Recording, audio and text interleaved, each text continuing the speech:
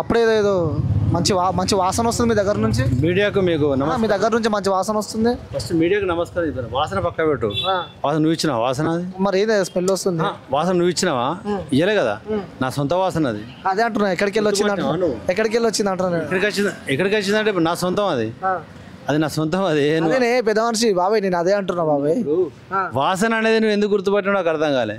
వాసన అనేది ఈ రోజే కాదు, ఈ రోజు కాకపోతే రేపైనా ఈ వాసన ఉంటుంది. ఈరోజు ఎలక్షన్ అనే వాసన కాదు. ఎలక్షన్ ఉన్నా చెప్పేది, ఎలక్షన్ ఉన్నా లేకపోయినా నేను 30 years ఇక్కడ కృష్ణానగర్లో 30 years శ్రీశైలమ్మతోటి నేను మంచి ఒక తమ్ముళ్ళ లెక్క మెదిలిన అంతా నడిచిన. నా కార్ అదే ఒకసారి పెట్టి దాని కార్ పెట్టు, దాని పెట్టు, కార్ అంటే చూపి. కార్ చూపేది అది చిన్న కారు అయినా నేను నడిపిస్తున్నా. అయితే ఒకటి ఏంటంటే ప్రజెంట్ మనకు నవీన్ అనే వ్యక్తి నాకు చాలా నాకంటే చిన్నోడు, నా ఏజ్ కంటే చిన్నోడు, అయినా కూడా నాకు రెస్పాన్స్ ఇస్తాడు. పని తమ్ముడు నువ్వు పని. ఒకసారి అన్న ఏమంటుండు అర్థం కాలేదు. ఇప్పుడు ఏమంటున్నావు నవీన్ యాదవ్ అంటే? నవీన్ యాదవ్ అన్న గెలవాడు. ఎందుకు గెలవాడు అనుకుంటున్నారు? అట్లా ఏది గెలుస్తుంది అనుకుంటున్నావు? ఏ పార్టీ గెలుస్తుంది అనుకుంటున్నావు? మీ కారే అంటున్నారు, మీ కార్యకర్తనే అంటున్నారు, మీ కారు ఎక్కిండు, మరి నవీన్ యాదవ్ గెలవాడని చెప్పి మీరు అంటున్నారు. చెప్పే పెద్ద మనిషి. అదే ఆయన ఇండస్ట్రియల్ సినిమా చెప్పు. ఒక్క నిమిషమా. గెలవడం అంటే మేము కూడా యాదవ్స్ గొల్లలమే.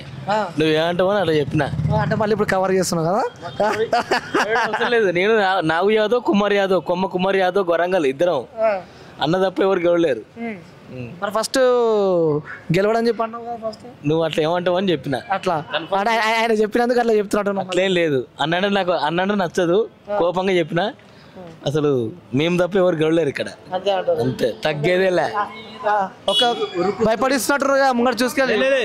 ఉరుకుతున్న బండి మీద నడుస్తున్న అన్న మన నవీనన్న, ఉరుకుతున్న బండి మీద నడుస్తున్న మన నవీనన్న, పేదల పక్షములో పెన్నిదై నిలిచిన మన నవీనన్న, బీసీ బిడ్డ అయ్యి మొలుస్తున్న ఒక మొలక మనది, రాక వచ్చిన మనకు బీసీ బిడ్డకు సీటు జూబ్లీహిల్స్లో,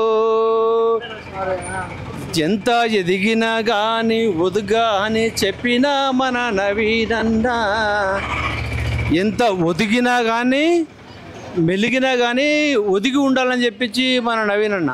భలే ఉంది పాట. ఎప్పుడు రాసినావు ఇది? పాట రాయను నేను, గద్దనం లెక్క అక్షరాలతోనే పాట. ఇప్పుడు ఉన్నటువంటి సందర్భాన్ని పాట పడతాం మనం వెంటనే. కారంటే కారేందిరా, కారుకు మనకు ఊరేందిరా, కారు లేకపోతే మనం బతకలేమా మనము, కారు లేకపోతే మనం బతకలేమా ఊర్లో, బండి కొట్టి బతికినామురో, మూటా కొట్టి బతికినామురో, బండి కొట్టి బతికినామురో, మూటా కొట్టి బతికినామురో.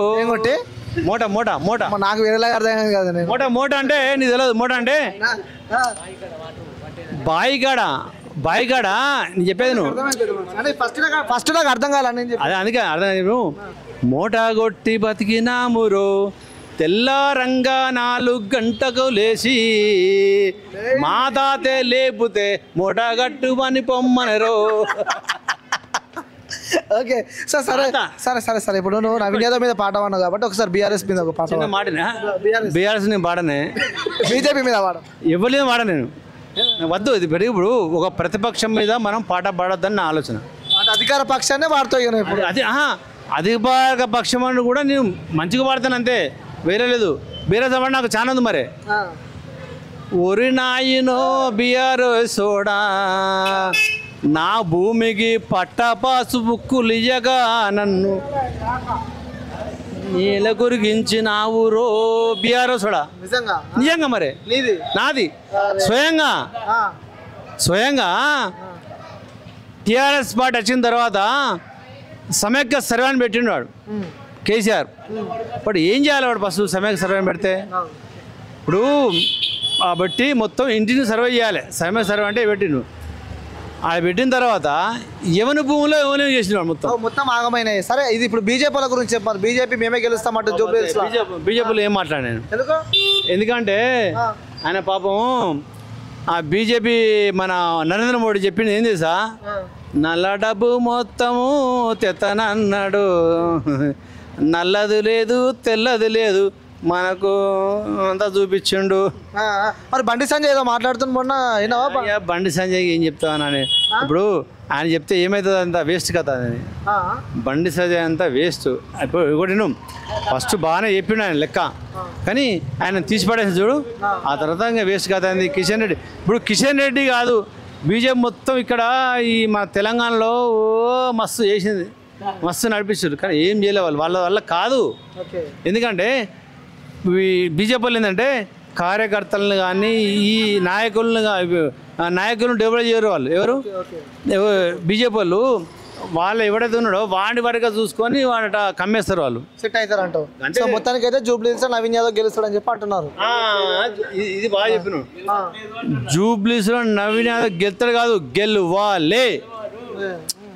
గెలుస్తాడు కాదు, గెలువాలే.